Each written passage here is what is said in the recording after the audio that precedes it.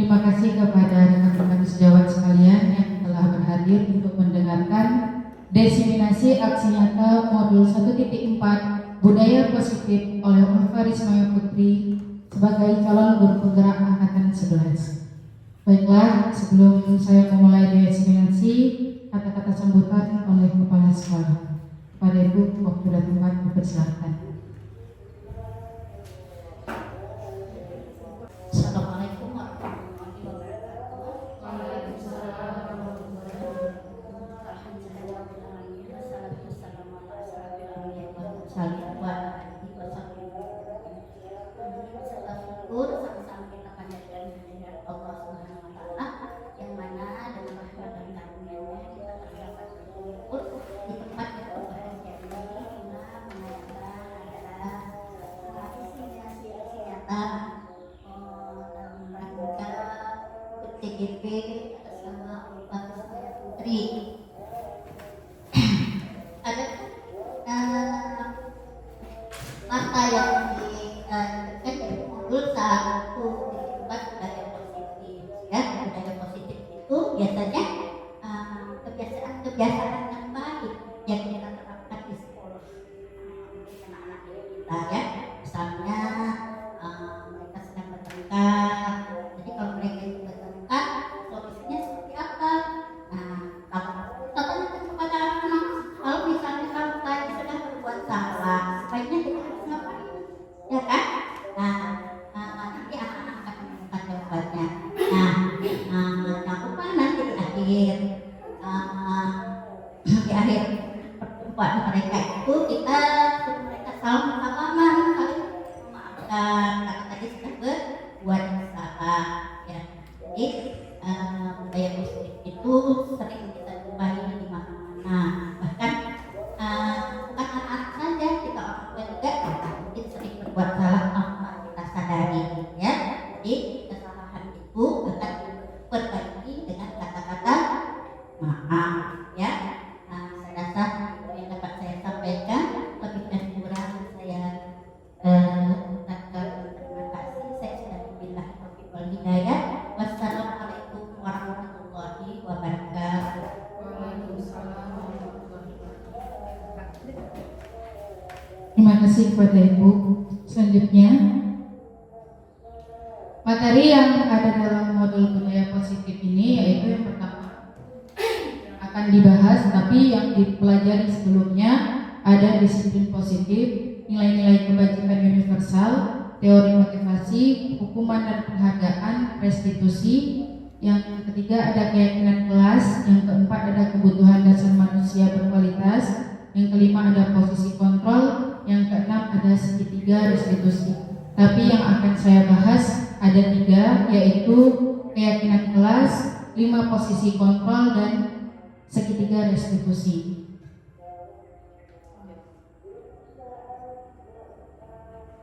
Latar belakangnya adalah budaya positif merupakan perwujudan dari nilai-nilai atau keyakinan universal yang telah diterapkan di sekolah. Suasana atau budaya yang berkembang di sekolah secara tidak langsung menjadi cermin dari tujuan mulia atau nilai-nilai yang sekolah anut dan yakini selama ini. Misalnya kita membuat keyakinan kelas atau aturan-aturan yang harus disepakati oleh semua warga sekolah. Seperti biasanya kita buat datang tepat waktu, disiplin, saling menyayangi teman. Begitu juga untuk itulah menciptakan lingkungan positif agar terbentuknya suatu budaya positif, suatu proses perjalanan pendidikan yang harus kita jalani, karena ini merupakan tanggung jawab kita sebagai guru, di mana guru itu adalah menuntun anak menurut Ki Hajar Dewantara sebagai seorang pemimpin pembelajaran. Suatu lingkungan yang aman dan nyaman akan memberikan murid kesempatan dan kebebasan untuk berproses dan belajar, sehingga mampu menerima dan menyerap suatu pembelajaran dengan baik. Karenanya sebagai guru kita harus mampu menciptakan suasana dan lingkungan yang positif bagi anak, nyaman dan aman bagi mereka, yang sudah tentu berpihak pada murid. Adapun hal yang dapat dilakukan yaitu dengan salah satu membuat kesepakatan atau keyakinan kelas dan sekolah. Seperti yang saya katakan sebelumnya, kita membuat nampaknya seperti aturan, tapi itu adalah kesepakatan atau keyakinan kelas yang kita buat untuk diri kita sendiri dan anak-anak murid sekalian. Lanjut. Keyakinan kelas yang akan saya bahas, di mana kita berada di kelas itu istilahnya memenuhi aturan, karena kan kalau misalnya tidak membuat keyakinan kelas, anak-anak akan sesuka hatinya. Begitu juga dengan kita di sekolah, ketika kita tidak ada aturan, kita sesuka hati kita, mau datang terlambat, mau nggak masuk, pokoknya banyak hal-hal yang bisa berdampak negatif bagi sekolah kita. Keyakinan kelas, mengapa keyakinan kelas? Mengapa tidak peraturan kelas saja? Kira-kira menurut ibu-ibu, kenapa harus keyakinan kelas? Kenapa enggak kita buat peraturan kelas saja ya? Menurut ibu-ibu sebelum saya bahas, ada nggak kira-kira yang mau memberikan pernyataannya kepada Bu Ai? Kalau menurut saya, peraturan kelas itu sifatnya lebih ke seperti otoriter. Kita yang buat peraturan dan anak harus mematuhi seperti itu. Dan kalau keyakinan kelas ini, pertama itu kita buat kesepakatan kan. Nah, setelah kesepakatan itu terjadi, barulah nah ini yang kita yakini bersama dari kesepakatan itu seperti itu. Terima kasih. Terima kasih kepada Bu Ai. Ya, sejauh ini itulah yang kami pahami. Karena keyakinan kelas ini mencerminkan nilai-nilai dan prinsip yang dipegang oleh seluruh anggota kelas, baik guru maupun murid. Sedangkan peraturan kelas seringkali bersifat lebih kaku dan memaksa. Biasanya kalau keyakinan kelas itu kita buatnya antara aku dan kamu. Kalau peraturan kelas biasanya dibuat oleh guru, tapi anak terpaksa menyepakati hal tersebut. Kalau keyakinan kelas, kita melibatkan murid untuk membuat apa yang mereka yakini harus mereka perbuat untuk membuat suatu budaya positif di dalam kelas. Nah, begitu juga meskipun peraturan dapat memberikan struktur dan ketertiban, mereka terkadang tidak memberikan ruang bagi siswa untuk memahami alasan dibalik aturan tersebut. Mungkin bagi kita buat aturan itu biar anak tidak ribut, misalnya. Jangan ribut, kalau ribut nanti bu guru nggak kasih buku atau nggak kasih mainan gitu. Itu kan peraturan kelas yang kita buat, tapi terkadang bagi mereka itu terpaksa untuk mereka lakukan, karena itu tidak mereka yakini. Oh, aku ribut kok, boleh aja, yang lain maunya ribut juga boleh, pasti dibuat. Itu biasanya peraturan dibuat untuk dilanggar. Nah, bedanya dengan keyakinan kelas, keyakinan kelas ini antara saya sebagai guru dan kamu sebagai murid sama-sama meyakini, yuk buat kelas menjadi lebih aman dan nyaman tanpa harus bersuara. Itu saat sedang mengerjakan, saat sedang melakukan kegiatan pembelajaran, lebih tenang tanpa ada suara, itu lebih nyaman. Seperti itu. Lanjut. Bagaimana pembentukan keyakinan kelas? Ini adalah tahap-tahapan ketika kita ingin melakukan atau membuat keyakinan kelas bersama murid. Yang pertama, lebih abstrak dari peraturan. Abstrak itu enggak nampak seperti peraturan gitu. Untuk misalnya kayak dilarang keluar kelas pada saat kegiatan pembelajaran, itu kan lebih nampak seperti peraturan. Nah, ini dibuat seperti lebih abstrak, kata-kata yang memang bisa untuk mereka pahami bahwa sesuatu tersebut jangan dilakukan, tapi tidak membuat mereka seperti tertekan atau dipaksa untuk melakukan hal tersebut. Yang kedua, berupa pernyataan atau pendapat. Kita menerima pendapat dari mereka, apa yang kira-kira mereka yakini. Nanti kita buat seperti kayak kita pemilihan, kita lakukan seperti sebelumnya. Kita melakukan apa-apa aja yang kita yakini yang bisa kita terapkan di kelas. Kita berikan kertas, mereka akan membuat hal-hal yang mereka yakini akan baik dilakukan di kelas tersebut. Nanti bisa kita pilih apa saja yang bisa kita terapkan dan kita yakini bersama. Yang ketiga, dibuat dalam bentuk kalimat positif. Dibuat dalam bentuk kalimat positif ini lebih ke abstrak dari peraturan tadi, agar tidak nampak bahwa itu adalah suatu aturan yang harus mereka taati. Ini adalah keyakinan kelas yang baik untuk dilakukan bersama gitu. Misalnya kayak bilang jangan ribut, nah, seperti tadi kata-katanya, atau jangan terlambat, berarti harus buat datang tepat waktu. Kalau bisa kata-kata jangan itu adalah kata-kata yang negatif. Kalau bisa itu adalah itu dikurangi atau tidak dibuat dalam keyakinan kelas. Datang tepat waktu, menjaga suara agar lebih nyaman kelasnya, atau saling menyayangi teman. Biasanya kan anak-anak berantem saling memukul, jadi kita buat kata-katanya saling menyayangi teman, bermain bersama, belajar antri. Nah, kata-kata kalimat positif seperti itu.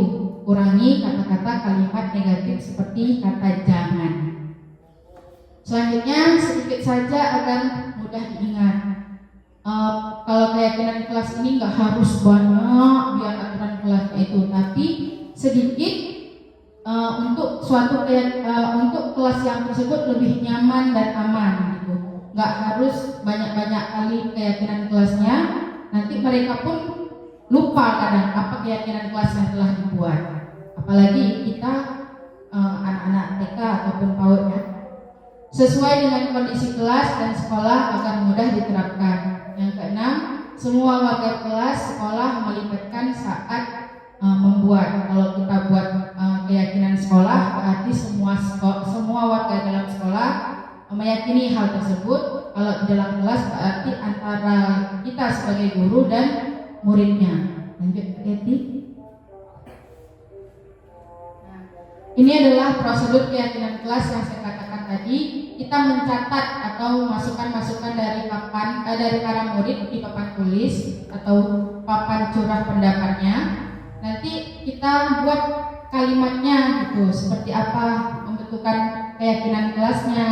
Nah, gantilah kalimat-kalimat dalam negatif menjadi kalimat yang positif. Gak apa-apa ketika mereka buat kalimat curah pendapatnya, mereka kan kadang buatnya kita kan nanti bisa buat gambar. Kalau anak-anak kan belum tahu dia bahasa tulisan membaca, jadi kita bisa buat gambar, mereka tempelkan stikernya gitu. Jadi ketika ada bahasa-bahasa yang Bu jangan begini, Bu jangan begitu, Bu jangan keluar, nggak boleh pukul-pukul teman, nggak boleh rebut mainan teman. Nah, semua kata-kata yang negatif nggak boleh, jangan, itu kita bantu mereka untuk merubahnya menjadi kalimat yang positif. Seperti tadi, bermain bersama teman bersama-sama, saling mengantri, datang tepat waktu, tidak lagi pakai kata jangan. Selanjutnya, setelah keyakinan sekolah selesai dibuat, maka semua murid kelas dipersilahkan meninjau ulang dan menyetujui dengan menempelkan tanda bintang pada keyakinan kelas tersebut. Keyakinan kelas selanjutnya bisa diletakkan di dinding kelas, tempat yang mudah dilihat oleh semua warga kelas, sehingga ketika mereka lupa mereka dapat melihat, oh ini keyakinan kelas yang harus saya yakini selama saya berada di kelas tersebut. Lanjut Pak.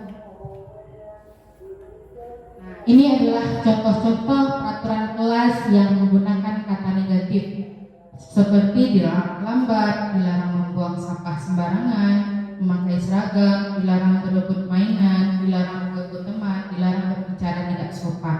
Semua kalimat peraturan kelas ini nanti bisa kita buat menjadi keyakinan kelas. Lanjut Kak. Ini adalah contoh-contoh keyakinan kelas, bisa kita buat pakai poster, bisa kita buat juga bersama anak-anak. Pertama adalah contohnya, kita bersikap baik, sopan, santun dalam kegiatan pembelajaran, belajar dengan tertib dan aman, belajar dengan kita menjaga kebersihan kelas bersama, mengembalikan barang teman yang sudah dipinjam, kita saling mendengarkan guru dan teman saat berbicara, seperti kebaikan-kebaikan lah yang bisa kita curahkan dalam contoh keyakinan kelas. Lanjut. Selanjutnya adalah 5 posisi kontrol. Pertanyaan pemantiknya, hukuman dapat mendisiplinkan anak. Kira-kira menurut ibu-ibu, ya sih hukuman itu dapat mendisiplinkan anak? Coba kita lanjut. Yang kedua, pemberian hukuman dengan hal positif seperti membaca atau membersihkan halaman sekolah dapat meningkatkan disiplin anak. Ketiga, memberi penghargaan dapat meningkatkan motivasi belajar anak. Apa benar ya hal-hal seperti ini? Coba lanjutkan.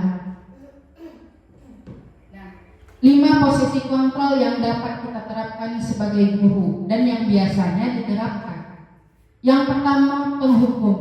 Nah, coba ibu-ibu sekalian, teman-teman sekalian, kira-kira kita pernah menjadi posisi seperti ini sebagai penghukum?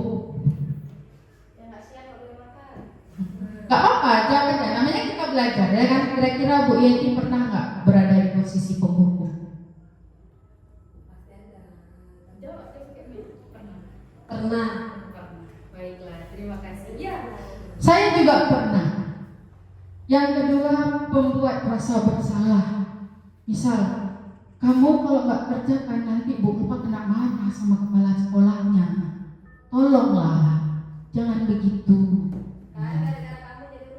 Kan gara-gara kamu rusak mainannya, kan gara-gara kamu begini begitu, kita membuat anak merasa bersalah. Yang ketiga, sebagai teman. Kalau ini biasanya kita sebagai guru PAUD otomatis sebagai teman bagi anak-anak, ya kan? Yang keempat, sebagai pemantau. Yang kelima adalah sebagai manajer. Kalau kepala sekolah biasanya ya posisinya manajer, tapi terkadang kita sebagai guru juga harus menjadi manajer di kelas kita sendiri. Lanjut. Ini adalah video 5 posisi kontrol yang bisa kita terapkan di sekolah. Kita tonton terlebih dahulu.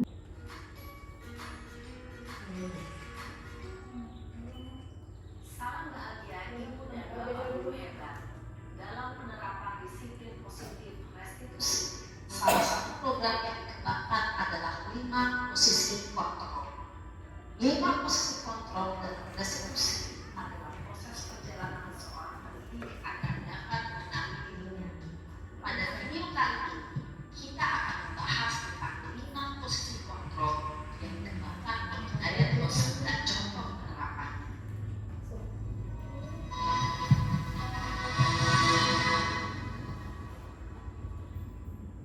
5 posisi kontrol itu adalah 1. Posisi penghukum. 2. Posisi pembuat rasa bersalah. 3. Posisi teman. 4. Posisi pemantau atau monitor. Dan 5. Posisi manajer. Untuk lebih memahami kelima posisi tersebut, mari kita saksikan kasus Naten yang terlambat hadir 20 menit di sekolah dan melihat bagaimana kelima posisi kontrol dalam menghadapi masalah tersebut.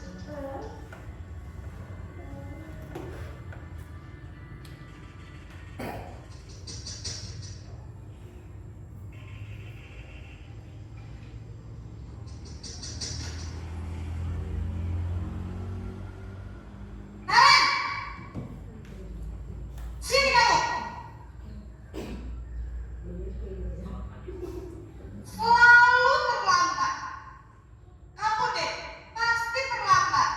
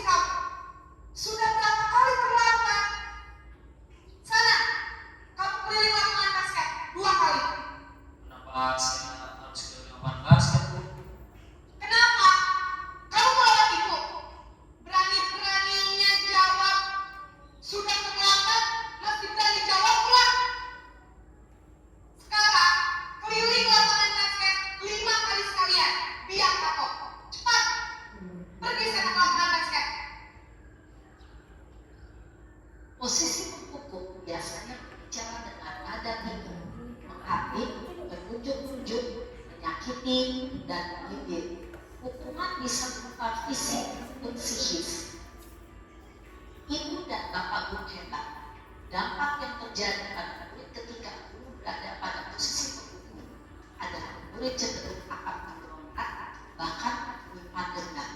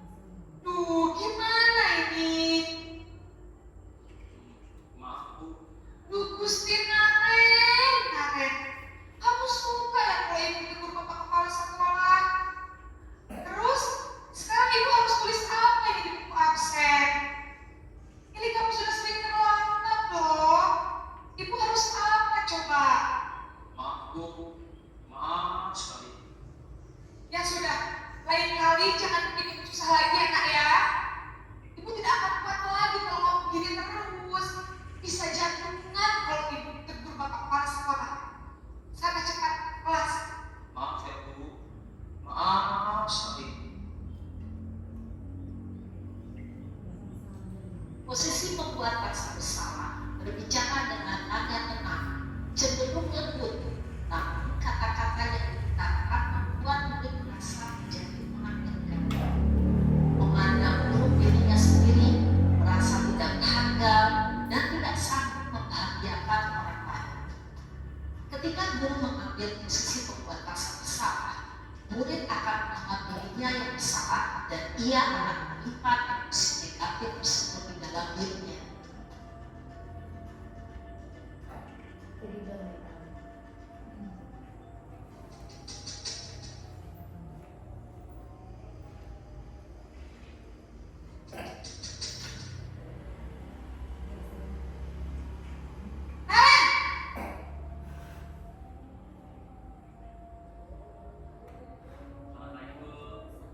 Wah, sudah jam berapa ini, Nak? Terlambat lagi ya, sayang? Iya Bu, habis ibu saya membangunkan saya Bu. Kamu malah menyalahkan ibu kamu. Kamu bukannya anak yang paling kencang.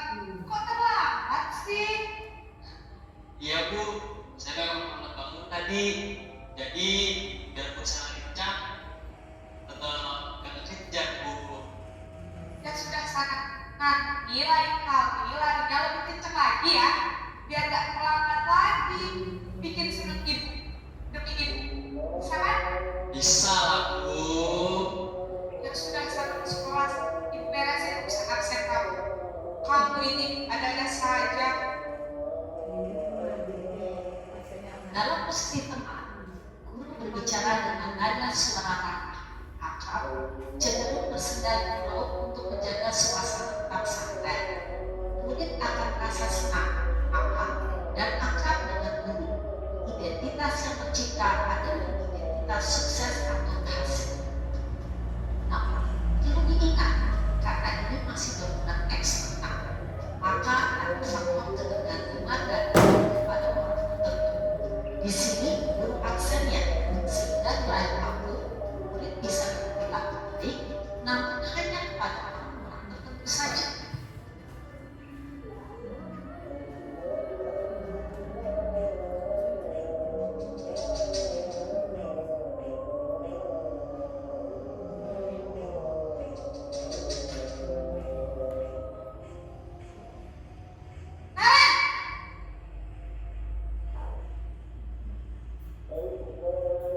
Bu, Nah, apa peraturan sekolah kita tentang jam berapa kita harus masuk sekolah? Nah, kita harus di sekolah jam 7 Bu.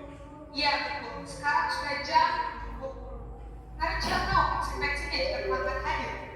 Paham Bu, saya harus tinggal kelas pas jam istirahat selama 20 menit. Iya benar, konsekuensinya demikian. Jadi nanti jam 9.30 pas istirahat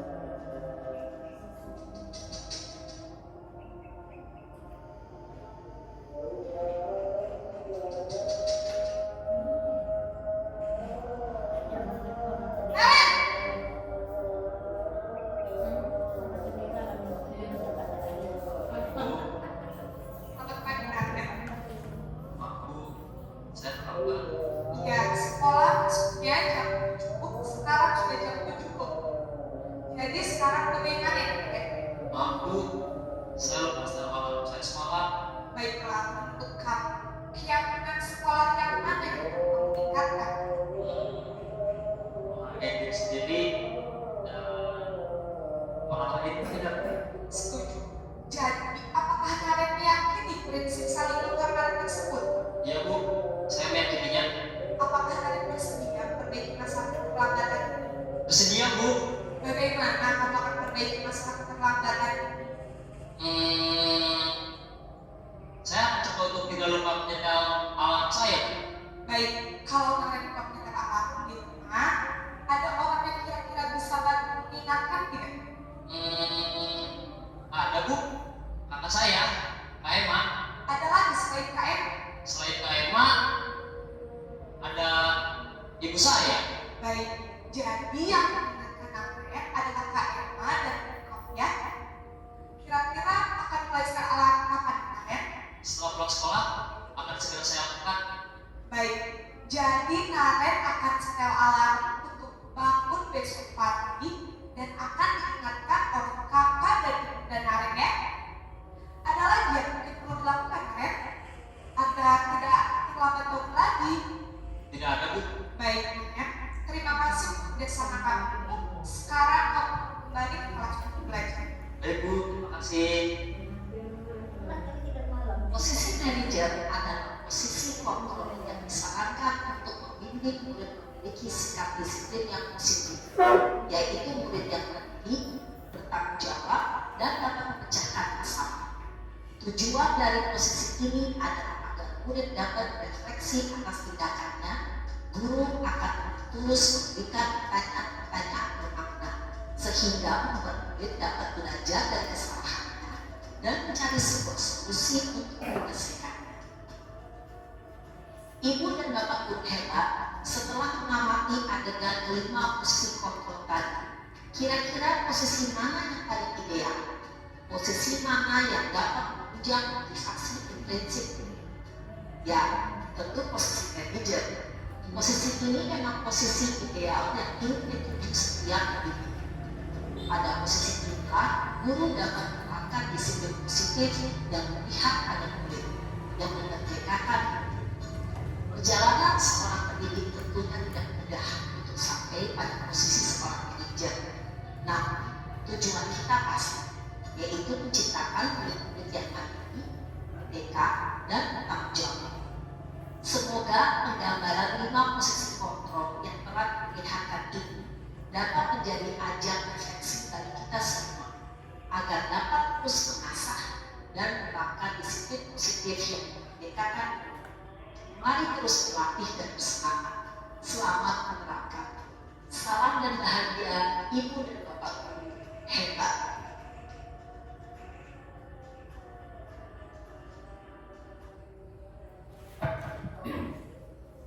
Baiklah, terima kasih telah mau menonton tentang video Naren, di mana tadi adalah 5 posisi kontrol. Lihatlah kedua garis kontrol di bawah ini. Garis yang pertama adalah posisi kontrol kita di rumah. Mungkin ibu-ibu yang sudah menjadi ibu, mungkin sebagai seorang ibu, ayah, kakak, paman, bibi. Dan garis kedua adalah posisi kontrol Anda di tempat kerja, kita sebagai guru dan kepala sekolah. Bagaimana posisi kontrol kita selama ini menjalankan disiplin positif di kedua tempat tersebut? Isi dan refleksikan posisi Anda selama ini di kedua garis tersebut. Kita tidak perlu isi pakai kertas, tapi melainkan merefleksikan diri di mana posisi kita sebagai guru, ibu pada 5 posisi kontrol yang telah dijelaskan pada video sebelumnya. Sebagai penghukumkah, pembuat rasa bersalahkah, sebagai teman, pemantau, atau manajer? Lanjut.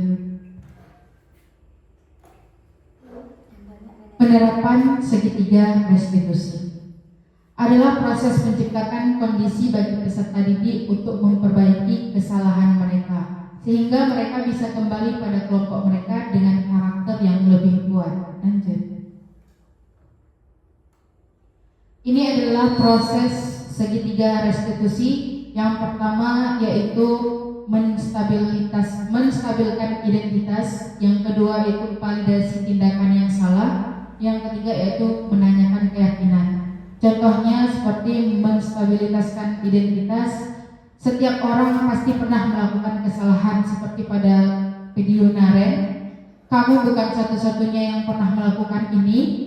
Selanjutnya kita mengatakan kepada murid, kamu tentunya punya alasan mengapa kamu melakukan hal tersebut, atau adakah cara yang lebih efektif untuk mendapatkan apa yang kamu butuhkan. Dan kita menanyakan keyakinan kelas yang sebelumnya telah kita sepakati di kelas. Selanjutnya yaitu kamu ingin menjadi orang yang seperti apa. Lanjut.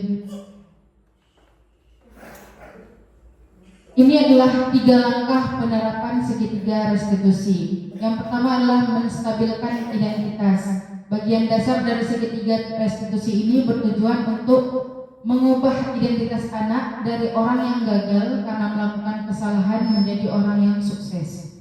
Yang kedua, validasi tindakan yang salah. Dalam segitiga restitusi ini mengacu pada proses pengakuan dan penerimaan perasaan serta tindakan siswa bahkan jika mereka telah melakukan kesalahan. Yang ketiga yaitu menanyakan keyakinan. Teori kontrol menyatakan bahwa pada dasarnya termotivasi secara internal ketika identitas sukses telah tercapai dan tingkah laku yang salah telah tervalidasi.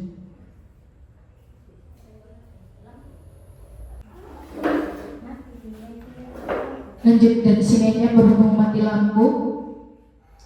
Yang ketiga adalah teori kontrol menyatakan bahwa pada dasarnya termotivasi secara internal ketika identitas sukses telah tercapai dan tingkah laku yang salah telah divalidasi, maka anak akan siap untuk dihubungkan dengan nilai-nilai yang telah dipercaya dan berpindah menjadi orang yang diinginkan. Lanjut kasusnya. Yang pertama ini adalah pada saat kegiatan pembelajaran berlangsung, Bu Ulfa izin kepada murid-murid untuk pergi sebentar ke kamar mandi. Murid-muridnya sedang mengerjakan tugas pembelajaran kegiatan. Saat Bu Ulfa kembali ke kelas,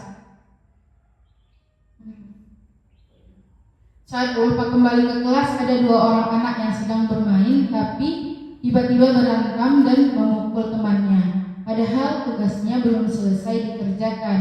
Bu Ulfa memutuskan untuk memanggil dan berdiskusi bersama mereka saat jam istirahat.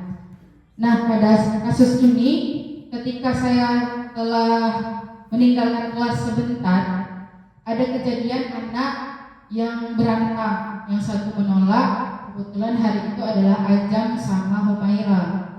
Mereka berantem tapi bukan berantem secara seperti biasa. Tapi pertama si Ajam menghancurkan mainan si Ume. Lanjut si Ume karena kesal jadi mau mukul Ajam secara refleks gitu. Jadi kira-kira pada 3 posisi kontrol pada 3 segitiga restitusi tadi, apa yang harus saya lakukan sebagai guru? Yang pertama saya memanggil salah satu dari mereka terlebih dahulu. Yang pertama kepada Ajam, saya menstabilkan identitas bahwasanya apakah benar kejadian tersebut, apakah dia ada melakukan hal-hal yang kira-kira menyakiti temannya gitu. Kenapa alasan dia melakukan hal tersebut, memvalidasi kejadiannya, terus menanyakan keyakinan setelah melakukan kesalahan apa yang harus dia lakukan sebagai anak yang baik atau sebagai murid yang baik atau teman yang baik gitu. Solusi dari dia yaitu meminta maaf. Dan begitu juga dengan si Umi, saya menanyakan dan menstabilitaskan identitasnya, apa saja kejadian pada saat itu, memvalidasi tindakan kenapa Umi melakukan hal tersebut. Yang ketiga yaitu menanyakan keyakinan ketika kita telah berbuat salah atau secara refleks tidak sengaja, apa yang harus kita lakukan untuk berteman kembali dengan teman kita yang tentunya sama-sama meyakini bahwa saling menyayangi keyakinan kelas tadi, yaitu meminta maaf agar tetap bisa bermain dan berteman dengan baik di kelas. Selanjutnya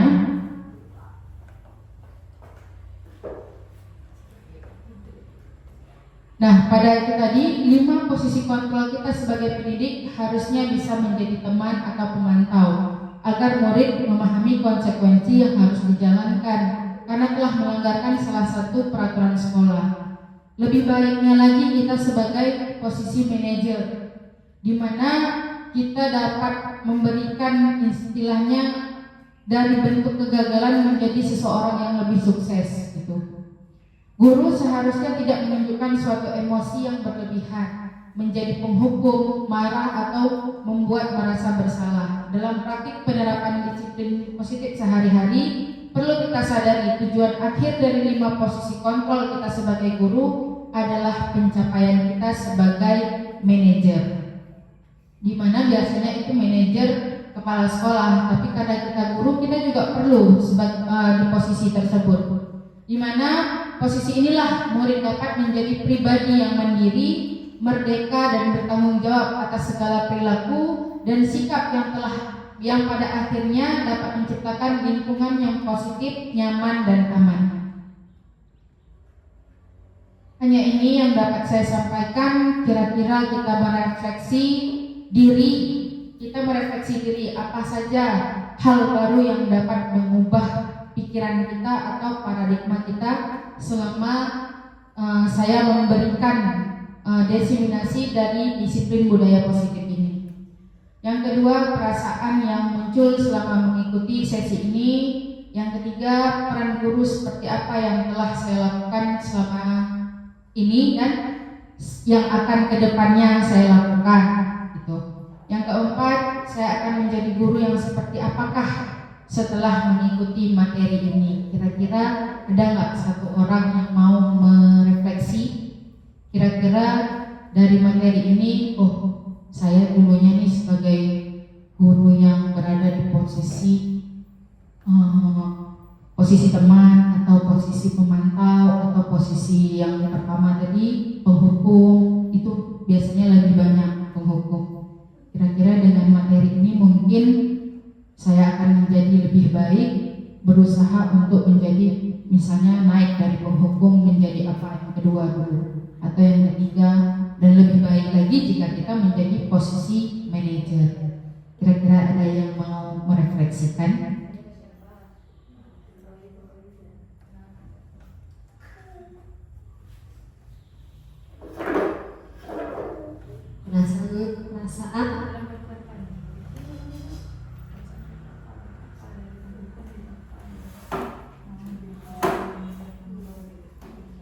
perasaan apa yang muncul selama mengikuti sesi ini, yaitu perasaan merasa seperti manajer. Juga ada saya merasakan selalu merasa manajer, habis itu merasa penghukuman anak.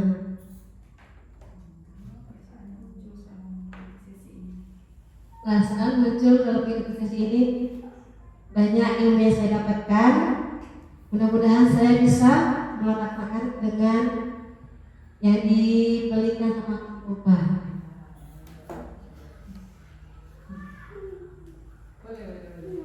Baiklah, terima kasih kepada Ibu Yeti. Selanjutnya kepada Ibu Ai, saya akan menjadi guru seperti apa setelah mengikuti sesi ini? Terima kasih Bu Ulfa.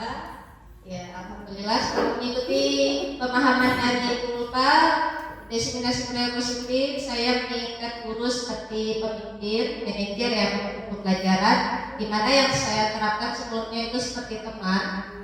Yang hal ini berdampak negatif membuat anak itu hanya jadi kurang mandiri seperti itu. Jadi mana saya kedepannya akan menerapkan segitiga restitusi dengan metode yang sudah terapkan tadi, yang sudah dijelaskan tadi. Yang pertama itu menanyakan, bukan menstabilkan identitas. Setelah itu menanyakan benar salah. Udah itu validasi tindakan ya. Selanjutnya itu menebus rasa bersalah seperti apa yang kita lakukan setelah anak berbuat salah tadi, seperti itu ya. Seperti itu aja. Assalamualaikum warahmatullahi wabarakatuh. Waalaikumsalam warahmatullahi wabarakatuh. Baiklah, hanya ini yang dapat saya sampaikan. Semoga diseminasi budaya positif saya dapat bermanfaat bagi rekan-rekan sekalian. Saya akhiri dengan Assalamualaikum warahmatullahi wabarakatuh.